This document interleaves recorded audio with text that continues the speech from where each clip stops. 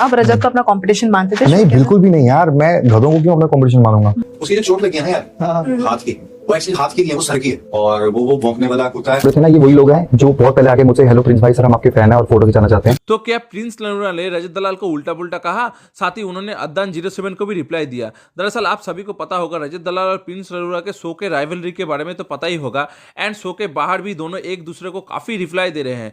तो अब प्रिंस नरूरा ने रजत दलाल को लेकर कुछ ये कहा। आप रजत को अपना कंपटीशन मानते थे? नहीं, बिल्कुल भी नहीं यार। मैं गधों को क्यों अपना कंपटीशन मानूंगा? बिल्कुल भी नहीं। वो एक वैसा आपने वो ना एक भौंकने वाला जानवर है, उसको कुत्ता भी नहीं बोल सकते। आवारा कुत्ता देखा है आपने? जो आप बाइक पे जा रहे हो और वो पीछे भागता है, भौंकता है। अगर आप बाइक रोक लो और उसको गुस्सा दिखा दो, वो भागता है। ये वही है, ठीक है? कि मतलब ये सिर्फ रील्स पे भौंकते हैं, ठीक है? ये अपने आप को बताते हैं वीडियोस में। आपने पूरे शो में रजत को सिर्फ वीडियोस में बोलते देखा होगा या कान में बोलते देखा होगा। उसको लगता है ये ओपन गेम है। मैं तो मुंह पे खेल के बोलता रहा, भाई मैं आज इसको निकालूंगा, तुम में से इसको निकालूंगा, आज मैं तुम में से इसको निकालूंगा, ठीक है? और हमने कभी भी डर्टी गेम नहीं खेली।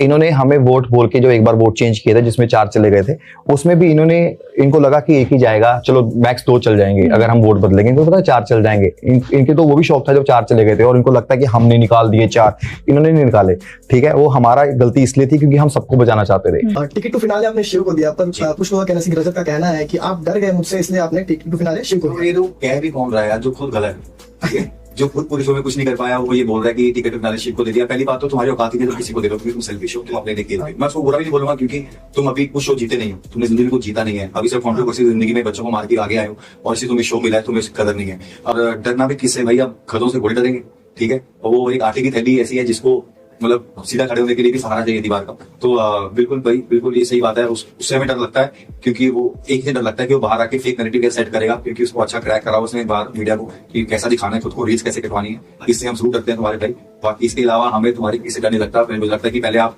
उसकी जो चोट लगी है ना यार हाथ की, वो एक्चुअली हाथ की नहीं है, वो सर की है। वो सर का भी ट्रीटमेंट हुआ नहीं। वो जब मेरे 50 के पैसे आ जाएंगे तो मैं उसमें से उसका इलाज करा दूंगा, ठीक है? क्योंकि वो सोचता है कि वो बहुत अच्छा प्लेयर है, वो टास्क अच्छे करता है, सभी टास्क में उसे हगा है। उसका नाम अगर मैं चोमू हगू कुछ भी रखूं, आई थिंक वो कम होगा। और वो भौंकने वाला कुत्ता है। आपने वो आवारा कुत्ता देखा गली में जब तुम भाग जाते हो और तुम्हारे पीछे पड़ जाता है? हुआ कभी बाइक पे तुम जा रहे हो, तुम्हारे पीछे पड़ जाता है और फिर तुम बाइक रोक दो और भाग जाता है? तो ये वही कुत्ता है। मैं आई लव डॉग्स, पर ये वाला कुत्ता को चला गया।